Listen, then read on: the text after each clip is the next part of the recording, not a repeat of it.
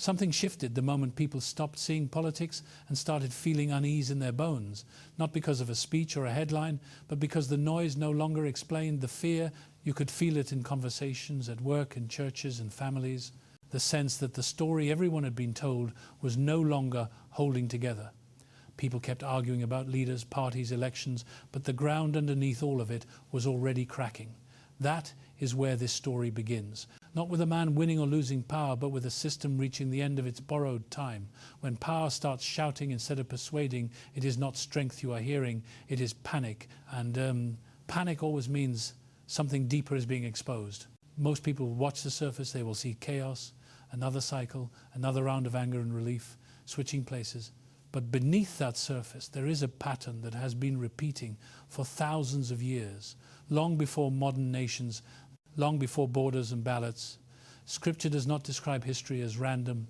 It describes it as patterned.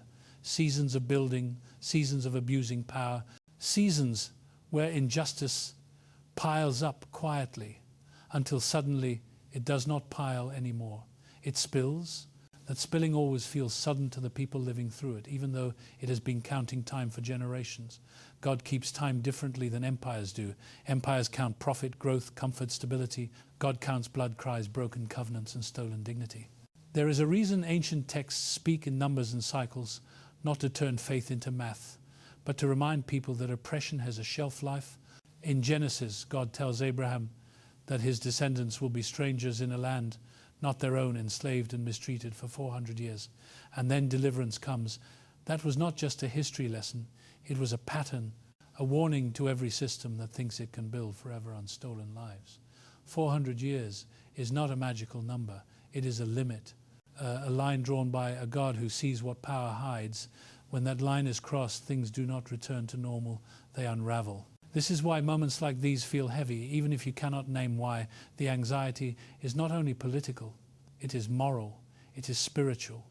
People sense that the story they were given is incomplete, that the promise they were told to trust is fraying, and when a system senses exposure, it reacts the same way every time. It tightens control, it speaks louder, it reaches backward instead of forward. Scripture shows this again and again. Pharaoh did not soften when Moses appeared. He hardened. He demanded more bricks with fewer resources. He increased pressure because freedom was threatening his economy. That is not ancient psychology. That is power psychology. When leaders promise restoration, they often mean restoration of a hierarchy that was already decaying. They promise greatness without reckoning, order without justice, comfort without truth. But every attempt to restore an unjust system actually accelerates its collapse because it forces the system to reveal what it really values. When laws are passed that protect power instead of people, when courts defend tradition over dignity, when nationalism becomes louder than compassion, the mask slips, and once the mask slips, it cannot be put back on. People may disagree about causes, but they feel the exposure, something is being uncovered that was always there. This is not about one person being good or evil. Scripture is clear that God uses imperfect instruments. Kings who did not know him, rulers who opposed his values, even Pharaoh himself became part of the story that led to liberation. Intention does not determine outcome. Alignment does. When a system aligns itself against justice, it unknowingly aligns itself with its own end. Revelation describes this as Babylon falling not because she was weak, but because her sins piled up to heaven. That image matters. Piled up means accumulated, quietly tolerated, normalized, then suddenly remembered. The bill always comes due. What you are feeling now is not confusion. It is recognition, a sense that the ground rules are changing, that the old explanations do not work, that the future will not look like the past, no matter how hard some try to drag it back. This is the moment when people either cling to the collapsing structure or begin preparing for something different. Scripture calls this the exit, not escape, but transition, the uncomfortable space where the old world is dying and the new one is not fully visible yet. That space is frightening because it demands trust and action without guarantees. This series will not tell you who to vote for or which side to cheer. It will ask a harder question: what happens when a system built on inequality reaches the end of its patience with pretending? What happens when exposure becomes unavoidable? What happens when the pressure increases? Not because oppression is winning, but because it is losing time. You are not watching random events. You are watching a pattern reach its turning point, and once you see the pattern, you cannot unsee it. That is where responsibility begins. This is only the beginning. The math matters, the history matters, the scriptures matter, and your response matters more than all of it. Because every generation reaches a moment when neutrality is no longer possible, when staying comfortable becomes a choice with consequences. In the next part, we will step directly into the timeline and unpack why certain years hit like alarms instead of dates.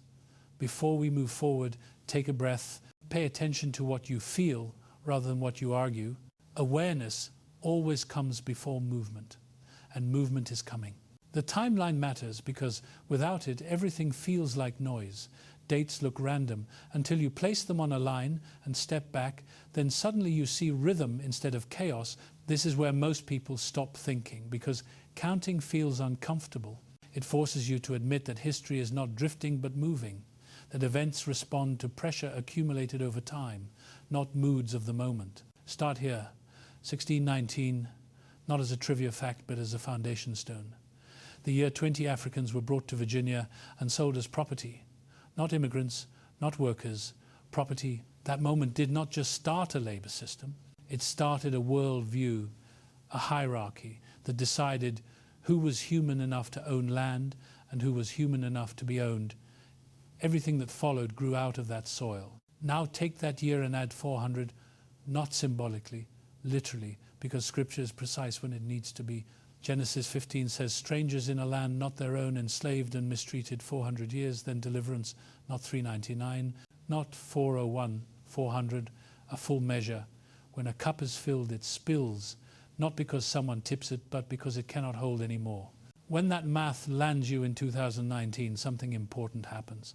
Not fireworks, not freedom, but pressure. The sense that the ground is tight, that the system is holding its breath, because 2019 closes the count and 2020 opens the consequence. 2020 was not just a difficult year, it was a revealing year. A year that removed distractions, forced stillness, shut down motion so truth could catch up. A plague year in the biblical sense, not punishment but exposure. When the world stopped moving, people were forced to look, forced to see who was essential and who was expendable, who could work safely from home and who had to risk their bodies so others could stay comfortable. That division was not new. It was simply no longer hidden. And then in the middle of that stillness, something happened that the world could not ignore. A man pinned to the ground, breath leaving his body slowly, calmly recorded, impossible to rationalize, impossible to scroll past because there was nowhere else to go. The entire planet watched because the planet was locked down. That moment did not create outrage. It revealed it. It did not invent injustice. It exposed it. And the response was global because the wound was global. Statues fell not because stone suddenly offended people, but because memory finally caught up with monuments. That is how patterns work. Silence breaks first, then symbols follow. This is why Scripture uses the language of plagues, not as horror stories, but as confrontations. Each plague in Exodus targeted something Egypt trusted: water, land, livestock, health, economy, future. Not random suffering, but systematic dismantling of false security. When you look back at recent decades through that lens, things line up uncomfortably well. Financial collapses, storms that reveal who lives in safe zones and who lives in sacrifice zones, pandemics that expose healthcare gaps, uprisings that reveal policing priorities, trust in institutions eroding faster than replacements can be built. These are not isolated failures. They are symptoms of a system losing coherence. This is where leadership psychology matters, because when a system feels itself slipping, it does not become generous. It becomes rigid, it doubles down, it reaches for the past because the future feels threatening. Scripture gives that pattern a face in Pharaoh, a ruler who cannot imagine an economy without forced labor.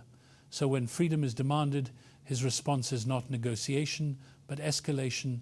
Make the work harder, remove the straw, demand the same output, prove who is in control. That is what hardening looks like. Not stubbornness, but fear disguised as strength. Here is the question I want to ask you directly, and answer it honestly to yourself. When you look at the last few years, do you feel like things are being healed or exposed? Do you feel calm, or do you feel like the volume is turned up because something is trying to distract you from noticing the cracks?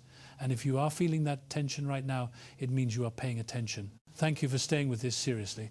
Most people tap out when the conversation gets uncomfortable. The fact that you are still here means you are willing to sit with complexity instead of running from it. The danger of moments like this is not chaos.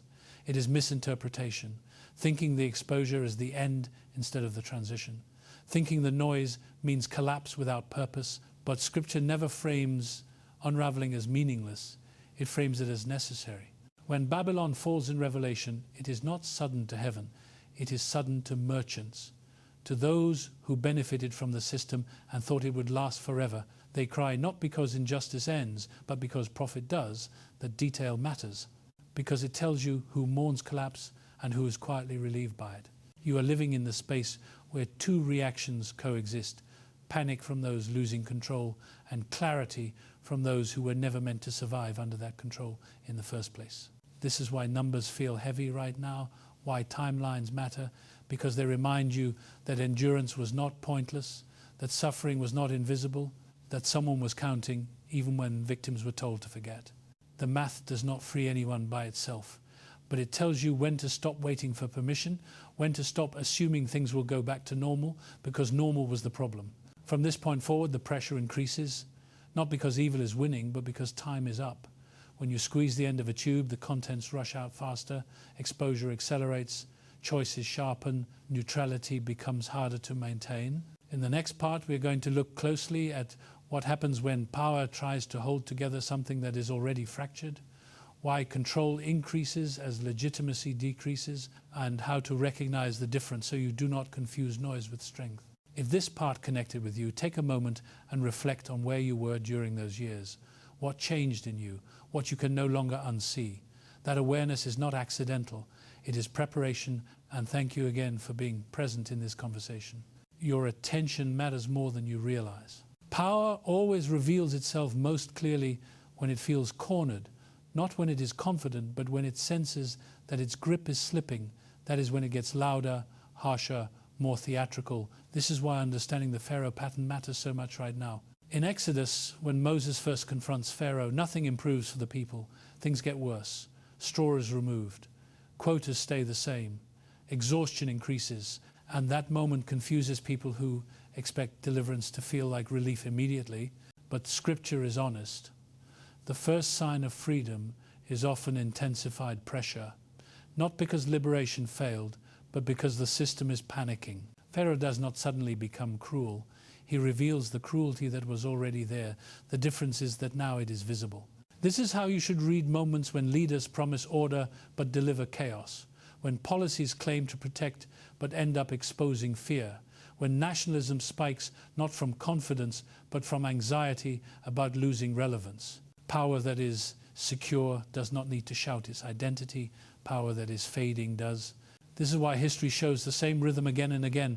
Late-stage empires become obsessed with borders, symbols, punishment, and nostalgia. They look backward because the future terrifies them. When legitimacy erodes, control becomes the substitute. But control without trust always accelerates collapse. This is what Daniel chapter 2 captures with shocking clarity, the image of an empire made of metals that weaken as they descend. Gold to silver to bronze to iron, mixed with clay, strong and brittle at the same time, capable of force but incapable of cohesion. Iron can crush, clay cannot hold. When they mix, the structure looks impressive until pressure exposes the fault lines. Modern systems often mistake enforcement for unity, but enforcement cannot create belief. It can only delay rebellion, and delay is not healing.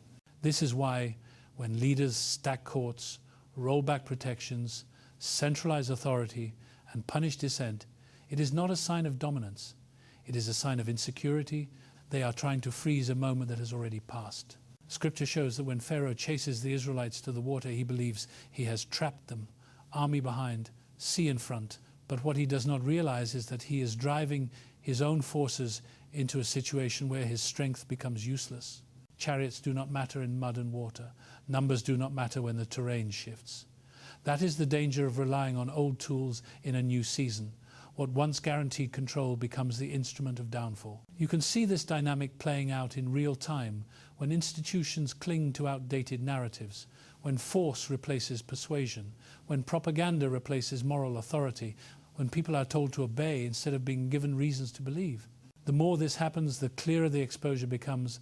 People may comply out of fear, but compliance is not loyalty, and fear is a poor foundation for any lasting structure. This is why Scripture does not portray Pharaoh as a genius villain, but as a tragic figure, unable to imagine a world without domination, so attached to the system that feeds him that he cannot see it is already killing him. This is also why focusing on personalities misses the point. The story is not about one ruler being good or bad. It is about what happens when a system built on exploitation reaches the end of its moral credit. Leaders are symptoms, not causes. They amplify what already exists.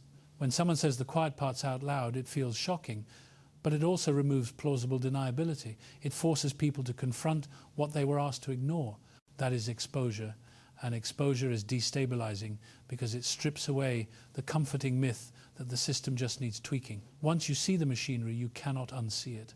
And once enough people see it, the system has to rely on force instead of consent. This is where things get tense, because pressure reveals character, not just of leaders, but of communities. Some people cling harder to the old order because it benefits them. Others begin quietly preparing for change because they know the structure will not hold. Scripture does not shame this tension, it names it. Israel argues in the wilderness. Some want to go back because at least Egypt was predictable, even if it was cruel. Uncertainty scares people more than injustice they have learned to survive. That is one of the hardest truths in Exodus. Freedom is not automatically attractive. It requires imagination, trust, and courage, qualities that are dangerous to systems built on control. This is why moments of exposure are also moments of decision. You cannot stay neutral forever. Eventually, the cost of pretending exceeds the cost of change. Pay attention to how often calls for unity appear right after injustice is named. How often peace is demanded from the oppressed, but rarely from the powerful. That is a classic sign of a system trying to quiet exposure without addressing its cause. True stability does not come from silence. It comes from repair. But repair requires admission, and admission threatens those who benefit from denial. The tightening you feel now is not the birth of something stronger. It is the last attempt of something fragile to hold itself together. And history shows that these attempts usually fail not because people resist loudly, but because reality eventually overwhelms narrative. The stone in Daniel is not cut by human hands. It represents a shift no empire can negotiate with, a change in foundation, not leadership. When foundations shift, everything built on them has to adjust or fall. You are living in that adjustment phase where the old rules no longer work but new ones are still forming. It is uncomfortable, confusing, and noisy, but it is also full of possibility. In the next part, we will look closely at the idea of Babylon not as a place on a map, but as a mindset, a value system that can inhabit any nation, and how recognizing that mindset is essential if you want to exit without carrying the same patterns into the future. For now, notice this. When pressure increases and control tightens, it is not always a sign to panic. Sometimes it is the clearest signal that a system is running out of time. Babylon is not a country, and it is not a flag. Babylon is a mindset, a value system that measures worth by extraction and success by how invisible the suffering becomes. And that is why Revelation 18 still matters, because it describes a spirit that can move from empire to empire without changing its name.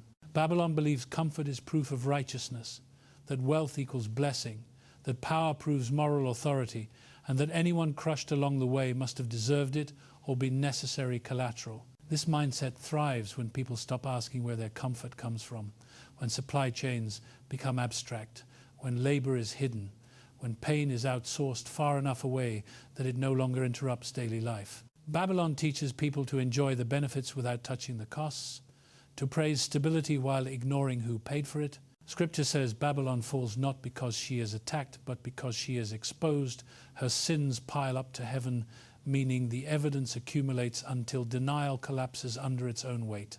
Merchants mourn her fall, not because people suffer, but because trade stops. That detail reveals the heart of the system. profit mattered more than people, and when profit is threatened, grief suddenly appears. This is how you recognize Babylon today, when calls for justice are framed as threats to the economy, when human dignity is negotiable but markets are sacred, when peace is defined as the absence of disruption rather than the presence of fairness. Babylon does not see itself as evil. It sees itself as normal. That is what makes it dangerous, because it trains people to accept harm as the cost of doing business. This is why Babylon reacts so violently to truth-telling, because truth interrupts consumption. It forces questions that slow the machine, and slowing the machine feels like death to those who benefit from its speed. When exposure increases, Babylon responds with spectacle, distraction, outrage cycles, endless arguments that keep people exhausted and divided, so they do not organize around substance. Noise becomes a strategy, because clarity is the real enemy. This is why banning books feels urgent to declining systems, because stories shape imagination, and imagination is where alternatives are born. You can survive oppression longer than you can survive imagining freedom, so controlling imagination becomes critical. Babylon also loves nostalgia. It romanticizes a past that was only peaceful for a few, because nostalgia removes accountability. It reframes injustice as tradition and cruelty as heritage. When you hear calls to go back to a time when things were simpler, you should always ask simpler for whom, safer for whom, freer for whom. Babylon's past is selective memory polished into myth. This is where people get confused, because Babylon offers real benefits to those closest to its center: stability, opportunity, comfort, and that makes criticism feel ungrateful or dangerous. But Scripture never asks people to be grateful for stolen blessings. In fact, Revelation explicitly calls people to come out of her so they do not share in her sins or her plagues, meaning participation carries consequence, even if you did not design the system. Leaving Babylon is not about rejecting society. It is about refusing to let its values shape your identity and decisions. You can live inside a system without worshipping it, but that requires awareness and discipline. The danger is not that Babylon exists, it always has. The danger is internalizing its logic, believing that success justifies harm, that silence equals peace, that convenience is worth compromise. This is why exposure feels destabilizing, because it forces people to choose between comfort and conscience, between belonging and truth. Many prefer Babylon's certainty to freedom's risk, because Babylon tells you exactly what to value and how to measure yourself, while freedom asks you to build something new without guarantees. Scripture shows that God does not destroy Babylon out of rage, but out of necessity, because systems that normalize harm cannot coexist indefinitely with justice.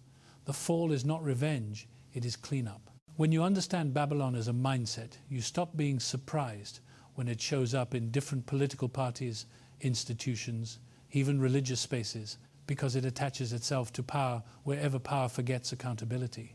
This is why spiritual language can be used to defend oppression, because Babylon loves religious cover. It baptizes greed, blesses hierarchy, and calls obedience faith. Jesus confronted this directly, flipping tables, not because commerce existed, but because exploitation was hiding behind worship. That same confrontation echoes today whenever systems demand loyalty without repair. Recognizing Babylon does not mean isolating yourself from the world. It means learning to ask different questions. Who benefits? Who pays? Who is silenced? Who is protected?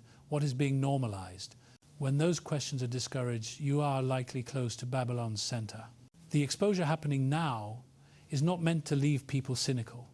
It is meant to make them discerning, because leaving Egypt physically without leaving Egypt mentally leads straight into another form of captivity. This is why Revelation does not end with collapse, but with a new city, one built on different values, where gates are open, resources are shared, and healing flows outward, not upward. The contrast matters. Babylon hoards and collapses inward. The new city gives and stabilizes outward. You cannot build the future while clinging to Babylon's blueprint, because the materials are incompatible. As the old system strains and cracks, the temptation will be to cling tighter to what you know. But Scripture consistently warns that clinging to sinking structures only pulls you down with them. The invitation is not panic, it is preparation, learning to recognize the mindset so you do not reproduce it under a different name. In the next part, we will look at how cycles of backlash function, why progress is often followed by regression, and how understanding that rhythm can keep you from losing hope or direction when the pendulum swings. Backlash is not a glitch in the system. It is the system responding exactly as designed when its authority is questioned. And understanding this pattern is critical, because without it, people mistake regression for failure instead of recognizing it as resistance. Scripture shows this rhythm clearly. Every movement toward freedom is followed by a counter-movement that tries to restore control, not because progress was wrong, but because it was effective. After emancipation came black codes. After Reconstruction came Jim Crow. After civil rights came mass incarceration. After representation came retrenchment. This is not coincidence, it is strategy. Systems built on hierarchy cannot afford sustained equality, because equality exposes the lie that domination was ever necessary. So the pendulum swings not to correct imbalance, but to test resolve, to see whether people will retreat when pressure increases. This is where many lose hope, because they expect history to move in a straight line. But Scripture never promises linear progress. It promises faithfulness through cycles. Understanding backlash reframes the moment. It tells you that resistance often intensifies right before a shift, not after it. When power feels safe, it relaxes. When it feels threatened, it lashes out. That lashing out can look like policy rollbacks, cultural panic, scapegoating, moral outrage aimed downward instead of accountability aimed upward. The goal is not to solve problems, but to exhaust challenges, to make people so tired of fighting that they settle for symbolic wins while structural issues remain untouched. Exhaustion is one of the most effective tools of control. This is why backlash often targets education and memory first, because informed people organize differently than confused ones. When books are banned, curricula sanitized, history is reduced to slogans, it is not about protecting children, it is about protecting power from scrutiny. A population that does not know its past cannot recognize patterns, and without pattern recognition, every injustice feels isolated and therefore harder to resist. Scripture treats memory as sacred for this reason. Israel is constantly told to remember slavery, remember deliverance, remember the wilderness, because forgetting leads to repetition. Backlash thrives on selective amnesia. It reframes hard-won gains as overreach, paints justice as chaos, and calls inequality normal again. This is why language matters. Words like fairness and unity get redefined to mean quiet and compliant. Peace becomes the absence of protest rather than the presence of justice. When that happens, the system is not asking for reconciliation, it is asking for silence. The danger is internalizing that demand, believing that pushing less will preserve what has already been gained.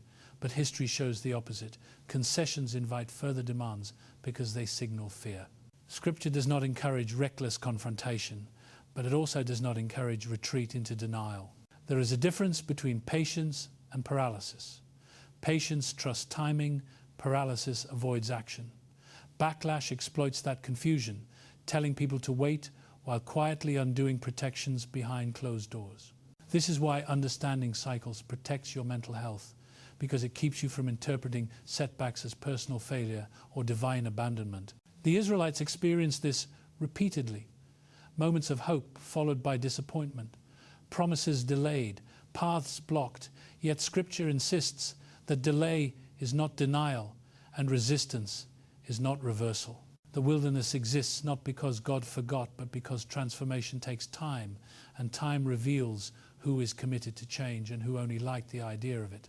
Backlash also reveals allies, because when pressure rises, neutrality becomes uncomfortable, and people are forced to choose between convenience and conviction. Some disappear, some compromise, some double down on justice because they understand that comfort bought at the cost of conscience is temporary anyway. This sorting is painful but necessary, because movements built only on momentum collapse when resistance appears. Movements built on clarity adapt and persist. The system counts on people confusing backlash with inevitability, hoping they will say, "This is just how things are," and disengage. Scripture counters that lie by showing that cycles end not because people get tired, but because truth outlasts suppression. Empires fall not when they lose elections, but when they lose legitimacy, when fewer people believe the story they are told to repeat. Backlash accelerates that loss because it reveals fear, and fear undermines authority faster than opposition ever could. When leaders punish dissent instead of addressing causes, when they attack messengers instead of messages, they signal weakness to anyone paying attention. This is why backlash often feels chaotic. It lacks the calm confidence of systems at peace with themselves. The challenge for those living through it is not to mirror the chaos, but to interpret it, to see resistance as information rather than discouragement. Information tells you where the system is vulnerable, what it cannot afford to change, what it will fight hardest to protect. Those pressure points matter because they reveal where transformation is actually needed. Backlash also tempts people into cynicism, convincing them that nothing ever really changes. But Scripture never frames change as instant, it frames it as contested. Promised land narratives always pass through wilderness narratives, not because God enjoys suffering, but because freedom requires a different mindset than survival. If people leave oppression without shedding its logic, they recreate it in new forms. This is why backlash can be clarifying. It exposes which values are superficial and which are foundational. When justice costs something real, many retreat. When truth threatens comfort, many rationalize. But those who remain develop resilience rather than optimism. Resilience is not believing things will be easy. It is believing they are worth doing anyway. That belief cannot be legislated or marketed. It grows in communities that remember, reflect, and refuse to be gaslit by revision. As cycles tighten and backlash intensifies, the temptation will be to chase short-term relief, to make deals that preserve appearance while sacrificing substance. Scripture warns against that temptation repeatedly, because shortcuts trade long-term freedom for immediate calm. Calm is seductive, but calm without justice is just quiet oppression. Recognizing backlash for what it is does not remove its pain, but it does remove its power to confuse. It tells you that pressure does not mean you are wrong. It often means you are close. In the next part, we will move from diagnosis to direction, looking at what an exodus actually requires beyond awareness, and how leaving a system mentally and practically differs from simply criticizing it from within. Leaving Egypt sounds dramatic until you realize how much of Egypt lives inside your habits, your definitions of success, your sense of safety. Because Exodus is not just about walking away from a place, it is about uninstalling a system that trained you to survive instead of live. Most people think freedom starts when chains break. Scripture shows freedom starts when thinking changes. And that is why so many people leave oppression physically but remain captive mentally. Pharaoh does not need to chase you if you keep rebuilding his logic wherever you go. This is where Exodus gets uncomfortable, because it stops being about them and starts being about you, your priorities, your dependencies, your fears. In the wilderness, Israel had food falling from the sky daily, but they still panicked because it did not fit their old metrics of security. They wanted stockpiles, predictability, control, the same things Egypt trained them to value. God refused to let them hoard manna, not to be cruel, but to retrain trust, to break the addiction to accumulation as safety. That lesson matters now, because modern Egypt trains people to equate worth with productivity, security with consumption, identity with titles, and exhaustion with virtue. Leaving that mindset requires more than critique, it requires replacement. You cannot just tear down a worldview, you have to build another one, or the old one rushes back in under a new name. This is why awareness alone is not liberation. Awareness without practice becomes anxiety, because you see the problem but still live inside its machinery. Scripture always pairs revelation with instruction for this reason. Exodus is followed by law, not as punishment but as scaffolding, a way to organize life outside oppression. Freedom needs structure or it collapses into chaos. This is where many modern movements stall. They are excellent at naming injustice, but vague about building alternatives, and vagueness creates burnout. Leaving Egypt today does not mean quitting your job and moving to the desert. It means changing what you are building toward and who you are building with. It means redefining success away from proximity to power and towards sustainability, dignity, and shared strength. It means asking whether your work feeds life or just keeps you busy, whether your income extracts from others or circulates back into communities, whether your goals require someone else to stay invisible. These questions are uncomfortable because they expose how much Egypt rewards compliance. Egypt pays well for silence. That is why leaving feels risky. The wilderness feels unstable because it does not guarantee outcomes. It demands participation. In Egypt, your role is assigned. In the wilderness, your role is discovered. That discovery takes time and patience, qualities modern systems actively discourage because patient people are harder to manipulate. This is why Exodus is not instantaneous. because people need space to grieve the identity they built under oppression, even when that identity was painful. There is a strange comfort in knowing the rules of a harmful system, because at least you know what is expected.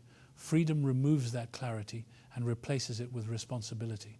That is why some Israelites begged to go back, not because Egypt was good, but because the wilderness required growth. Growth always costs something. The blueprint for leaving Egypt today has 3 layers: mental, relational, and practical. Mentally, it means interrogating the stories you tell yourself about worth, success, and safety, asking who taught you those stories and who benefits when you believe them. Relationally, it means shifting from competition to cooperation, because isolation is how Egypt keeps control. Divided people are easier to manage than unified ones. Practically, it means building parallel supports, skills, networks, resources that reduce dependency on systems that do not have your best interests at heart. This is not rebellion, it is wisdom. Scripture never calls people to destroy Egypt from the inside. It calls them to leave and build something different. That difference becomes the contrast that exposes the old system. The mistake many make is trying to reform Egypt while still needing Egypt to survive. That tension creates compromise and exhaustion. Exodus invites a slower but deeper shift, one that may look less impressive at first, but proves resilient over time. This is why the Promised Land is not handed over without effort. It requires learning to fight differently, not with desperation, but with strategy, not for survival, but for stewardship. The wilderness teaches this by stripping away false guarantees and forcing people to rely on community and daily provision rather than distant power. Modern culture despises that pace because it cannot be monetized easily. But transformation has never been efficient. Efficiency is an empire value. Formation is a kingdom value. When people try to rush Exodus, they often recreate Egypt with better branding, same hierarchies, same extraction, same burnout, just wrapped in liberation language. Scripture warns against this by showing how quickly fear turns people toward golden calves, visible symbols of control that feel safer than invisible trust. When uncertainty rises, the temptation is to grab something shiny and familiar, even if it enslaves you again. Recognizing that temptation is part of maturity. Leaving Egypt means learning to sit with uncertainty without rushing back to old dependencies. It means tolerating discomfort long enough for new muscles to form. This is why not everyone who leaves Egypt enters the Promised Land. Some prefer familiar oppression to unfamiliar freedom. That choice is not made once. It is made daily in small decisions that either reinforce independence or pull you back into dependence. This is where preparation matters more than outrage. Outrage can spark movement, but preparation sustains it. Preparation looks boring compared to protest, but it builds capacity instead of just awareness.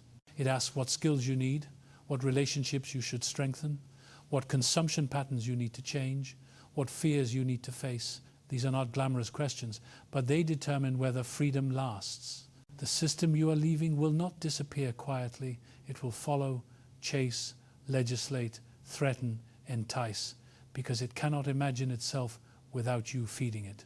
That is why Exodus requires resolve, not anger. Anger burns hot and fades. Resolve burns steady and builds.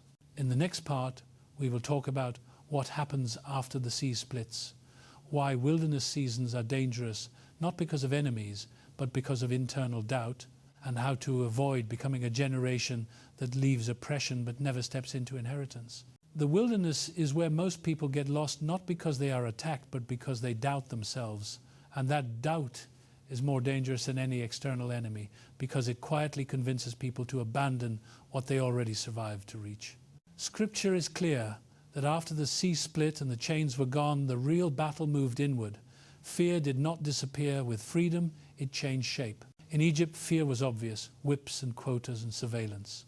In the wilderness, fear became subtle, questions, comparisons, nostalgia, impatience. People started remembering Egypt as better than it was because suffering feels safer when it is familiar.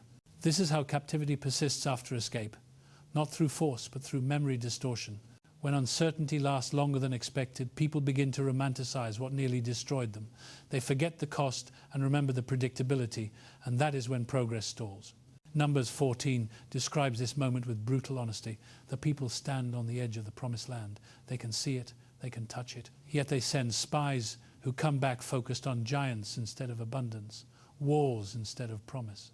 The land was everything God said it would be, but fear reframed the story. They said, "We looked like grasshoppers in our own eyes." That phrase matters, not in the eyes of the giants, but in their own eyes, because identity determines interpretation. When you see yourself as small, everything looks threatening. When you see yourself as called, challenges look different. The wilderness exposes how deeply oppression shaped self-perception. Even after chains are gone, people may still see themselves through the lens of limitation. This is why God does not rush the journey, because confidence cannot be downloaded, it has to be formed. Wilderness seasons test whether people trust provision or only miracles, whether they want freedom or just relief, whether they are willing to become something new or just escape something old. Relief wants things to stop hurting, freedom wants life to change. That distinction matters because relief is temporary, but freedom requires transformation. Many people leave systems of harm expecting immediate ease. When ease does not arrive, they assume they made a mistake. But Scripture shows that discomfort does not mean wrong direction. It often means growth. Muscles ache when they are strengthening, not when they are dying. Wilderness is where muscles form.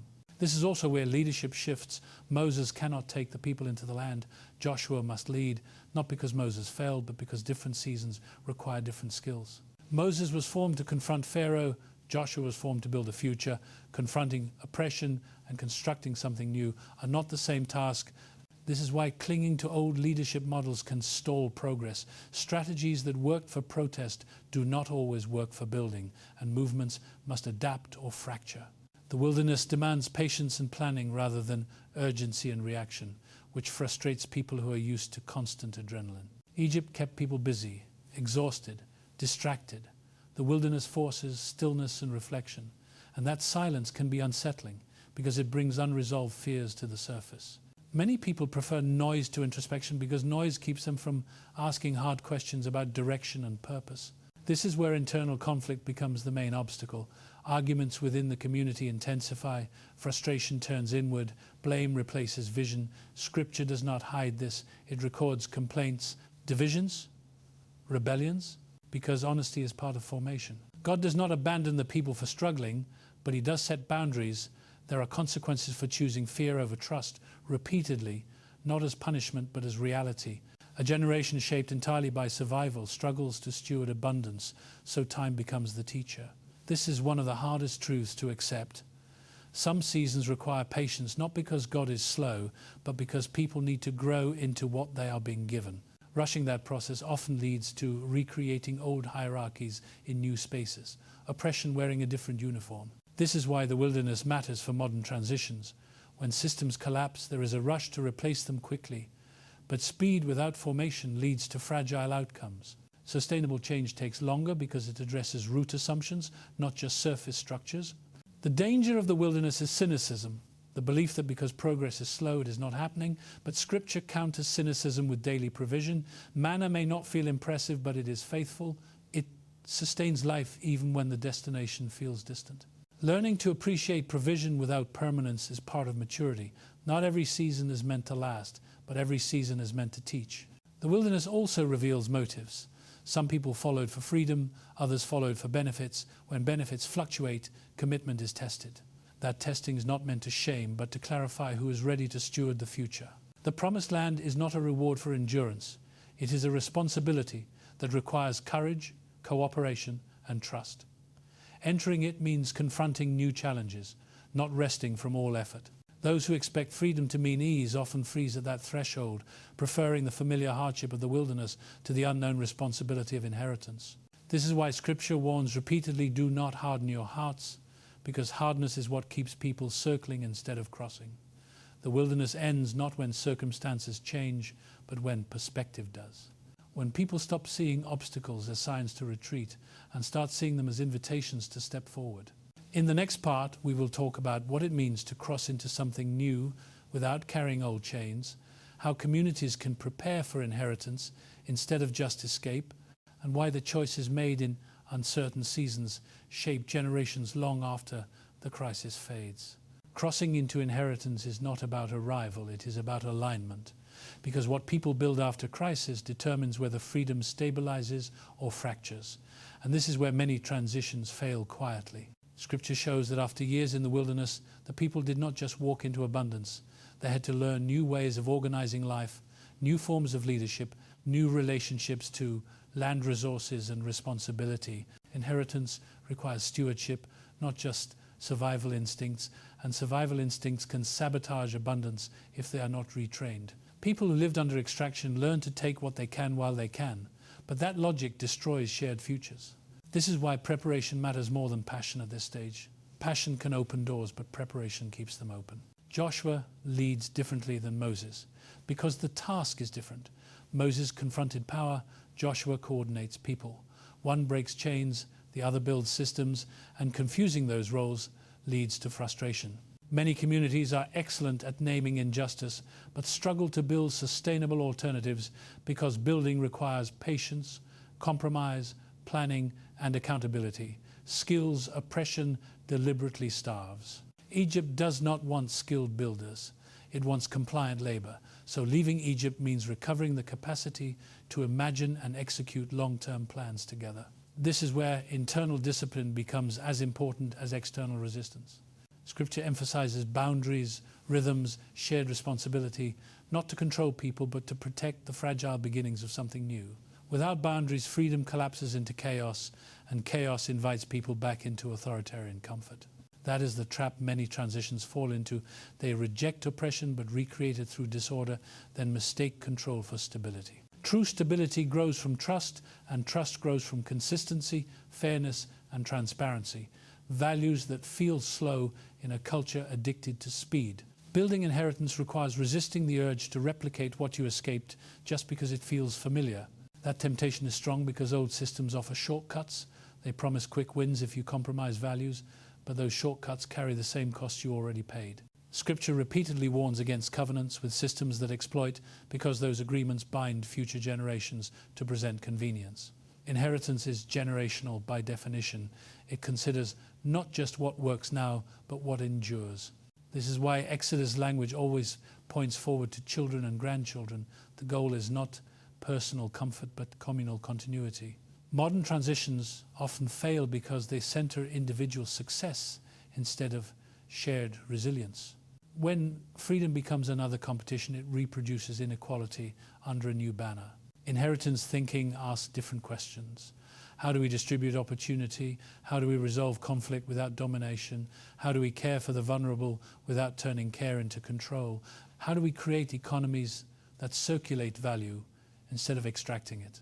These questions are complex and uncomfortable because they force people to unlearn zero-sum thinking. Egypt teaches scarcity, that there is never enough, so someone must lose. But Scripture teaches abundance paired with responsibility, enough for all if shared wisely. This is not naive optimism. It is a different framework for organizing life. When people attempt to build new communities without addressing internalized hierarchy, old patterns resurface quickly, leaders become untouchable, dissent becomes disloyalty, and exploitation returns, wearing the language of progress. This is why accountability structures matter, not as suspicion, but as protection against drift. Scripture models shared leadership councils, distributed authority, checks that prevent power from concentrating unchecked. These models are often dismissed as inefficient by modern standards. But efficiency is not the highest good. Sustainability is. Sustainable systems absorb conflict without breaking, extract lessons from failure, and adjust without scapegoating. The Promised Land narrative includes setbacks, battles, negotiations, and mistakes, because inheritance is not perfection, it is commitment. Commitment to values even when outcomes are uncertain. This is where fear tries to reassert itself, whispering that the old way was easier, that at least Egypt fed people regularly, forgetting the cost of that food. Fear romanticizes captivity, because captivity offers predictability, but predictability purchased with dignity is too expensive. Crossing into inheritance requires courage to tolerate instability while foundations are laid. That courage is communal, not individual. It grows when people share burdens, pool resources, and practice mutual care. Isolation weakens resolve, community strengthens it. This is why movements fracture when competition replaces cooperation, because competition mirrors the very system being left. Building something new requires learning to win together, not just escape alone. Scripture underscores this by organizing tribes, assigning roles, creating shared rituals that reinforce identity and memory. Memory matters because it anchors values during conflict, reminding people why they left and what they are building toward. Without shared memory, purpose dissolves under pressure. This is also where forgiveness becomes practical rather than sentimental. Unresolved wounds, sabotage, collaboration, and oppression leaves many wounds. Healing is not optional for inheritance. Unhealed trauma reproduces control and distrust. This does not mean ignoring harm. It means addressing it honestly so it does not poison the future. The pace of this work frustrates people who want immediate results, but quick results rarely last. Inheritance is built through habits more than moments, through daily choices that reinforce dignity, fairness, and care. These choices are often invisible, uncelebrated, but they compound over time. The temptation will be to measure success by recognition, influence, or scale, but Scripture measures success by faithfulness, by whether values hold under stress. As systems around you strain and fracture, the pressure to conform will increase. Offers will come to trade principles for access, to soften language to maintain comfort. Those offers test whether freedom is negotiable. Inheritance requires saying no to some opportunities that compromise foundations, even when that no costs short-term gain. This is difficult because Egypt rewards compromise generously, but inheritance rewards integrity quietly. Quiet rewards are easy to overlook in a loud culture, but they endure. The question at this stage is not can you leave oppression, but can you live differently long enough to build something that lasts? That question cannot be answered by theory alone. It is answered by practice. In the final part, we will bring everything together, the timeline, the exposure, the exodus, and ask the unavoidable question each generation must face. What will you do now that you see the pattern, and how will you choose to walk forward? This is the moment where preparation stops being theoretical and starts becoming personal. Because knowing the pattern without changing behavior only increases frustration, and Scripture never reveals timing without inviting response. If you are living in an Exodus season, the question is not whether the system is cracking that is already visible. The question is whether you are adjusting your life to survive the transition without carrying the same chains into a new space. Egypt collapses loudly, but it also tries to follow quietly through habits, dependencies, and definitions that feel normal because they are familiar. This is why Exodus is as much about what you stop doing as what you start building. Modern Egypt keeps people exhausted and distracted, always reacting, always consuming, always arguing, rarely planning. Preparation begins when reaction ends. That means stepping back from constant outrage cycles that drain energy without building capacity, because outrage feels productive but often leaves nothing durable behind. Scripture shows that before crossing, people had to pack intentionally, eat standing, mark their doors, align their households. Preparation was practical, not emotional. Today that looks like simplifying inputs so you can hear clearly, reducing noise that keeps you anxious and reactive, choosing fewer sources of information but engaging them more thoughtfully. Fear thrives in overload. Clarity thrives in focus. Another part of preparation is skill. Systems collapse expose how much modern life depends on fragile networks, and those who survive transitions are rarely the loudest critics. They are the most adaptable builders. Skill building is not glamorous, but it is powerful. Learning how to grow food, manage money without predatory systems, educate children beyond narrow narratives, resolve conflict without external authority. These skills reduce dependency and increase resilience. Scripture calls this wisdom, not rebellion. Wisdom anticipates disruption and prepares quietly. Community is the next layer. Exodus was never meant to be solo.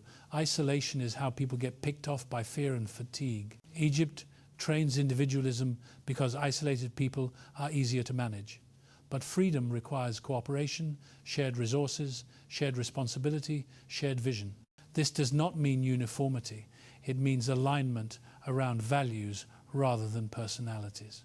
Communities that survive transitions are not built on agreement about everything. They are built on commitment to protect each other even when disagreements arise. That commitment must be practiced before crisis hits, because trust cannot be improvised under pressure. Financial preparation matters too, not in the sense of hoarding wealth, but in reducing exposure to systems that extract rather than support. Debt is one of Egypt's most effective tools, because it keeps people running just to stay still. Reducing debt where possible, diversifying income, supporting local and cooperative economies. These are not political acts. They are survival strategies. Scripture consistently warns against indebtedness, not because money is evil, but because dependency limits freedom. A people preparing for exodus cannot be chained to systems that punish rest and reward exploitation. Psychological preparation may be the hardest layer, because it requires grieving illusions that once provided comfort. Many people hold on to the hope that if they just comply enough, the system will eventually reward them fairly. Letting go of that hope can feel like loss, even when it was false. Grief is part of liberation. You cannot move forward while pretending the past was something it was not. Scripture allows lament for this reason. Lament clears space for truth without hardening the heart. Skipping grief often leads to bitterness, and bitterness poisons communities from the inside. Preparing for what comes next requires honest mourning for what will not be restored. Another key aspect of this season is discernment. Not every opportunity is an invitation. Not every platform is worth standing on. Not every alliance is aligned with your values. As systems strain, they will offer incentives to keep people invested in their survival, access, recognition, comfort in exchange for silence or compromise. These offers test whether freedom is negotiable. Saying no to them can feel costly in the short term, but accepting them often recreates Egypt under a different brand. Scripture frames this as temptation, not because desire is wrong, but because misaligned desire leads to captivity. Discernment grows through practice, through small decisions that reinforce values, not through grand gestures. Teaching the next generation is also part of preparation, because transitions always outlast the people who start them. If children inherit fear and confusion, they rebuild the same structures out of insecurity. If they inherit clarity and confidence, they build differently. Teaching true history, encouraging curiosity, modeling cooperation, showing that dignity is not tied to status, these lessons matter more than speeches. They shape imagination, and imagination shapes future systems. Spiritual preparation anchors everything else, not as escape but as orientation. Prayer in this season is not passive.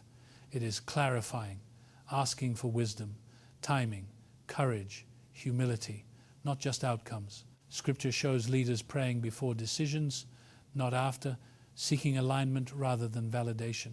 Fasting from constant stimulation can sharpen awareness. Silence can surface buried fears that need addressing before they sabotage progress. This is not about being more religious. It is about being more grounded. The temptation in transitional seasons is to rush, to make drastic moves fueled by panic rather than purpose. But Scripture consistently warns against haste that bypasses discernment. Preparation does not mean paralysis. It means intentional movement. Moving with a sense of direction rather than reacting to every tremor. The final piece is acceptance that not everyone will come with you. Some will cling to Egypt until the end, not because they are evil, but because fear feels safer than uncertainty. This is painful. But Scripture never promises universal agreement. It promises that those who move forward must do so without resentment, because resentment keeps you emotionally tethered to what you are leaving. You cannot build a future while fighting ghosts. Preparation is not about winning arguments.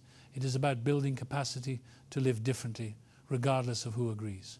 As pressure increases and systems strain, the difference between those who prepared and those who reacted will become clear, not in moral superiority, but in stability. One group will be constantly scrambling, the other adjusting. That difference will attract attention, not because of noise, but because of calm. Calm in chaos is contagious. This is the kind of witness Scripture emphasizes, not dominance, but faithfulness, not control, but coherence. The season ahead will reward those who invested quietly while others argued loudly. In the final part, we will bring everything together and confront the unavoidable question this moment demands. Now that you see the pattern and understand the preparation, what choice will you make? And how will you walk forward when neutrality is no longer an option? Every generation reaches a moment when the pattern becomes too clear to ignore, and that moment always feels uncomfortable, because clarity removes excuses. Once you see how the system works, you can no longer pretend you did not know. And Scripture treats that moment seriously, because awareness creates responsibility. This is where everything converges. The timeline, the exposure, the exodus, the wilderness, the preparation, all of it leads here, a choice that cannot be outsourced or delayed. Neutrality feels safe until it becomes impossible, and history shows that neutrality always sides with whatever already has power, not because people intend harm, but because inaction protects the status quo. Scripture never condemns people for being afraid. It confronts them for refusing to move once they understand what is required.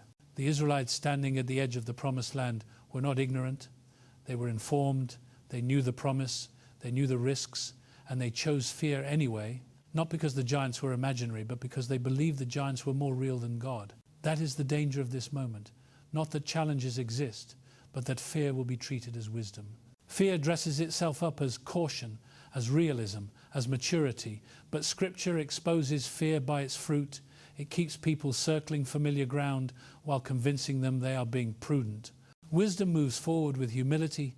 Fear stays put while inventing reasons. You are standing in a similar place now. The old system is visibly straining. The myths no longer convince. The exposure is undeniable, and the temptation is to wait it out, to see how things settle, to hope someone else fixes it. But Scripture shows that waiting without preparation is not patience, it is avoidance. Patience prepares while it waits.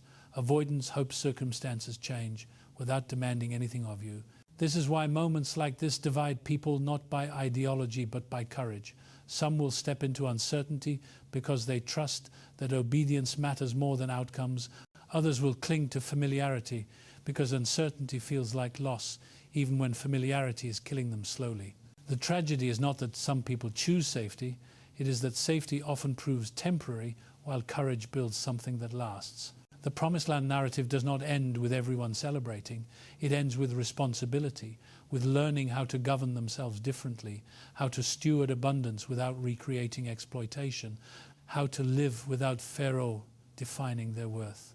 That is the real challenge of freedom. Not breaking chains, but refusing to forge new ones when fear rises. You cannot control how quickly systems collapse, but you can control how deeply they collapse inside you. If you carry the same values forward, you rebuild the same problems under new names. This is why Scripture emphasizes transformation over victory, because victory without transformation is short-lived. The question you must answer now is simple but not easy.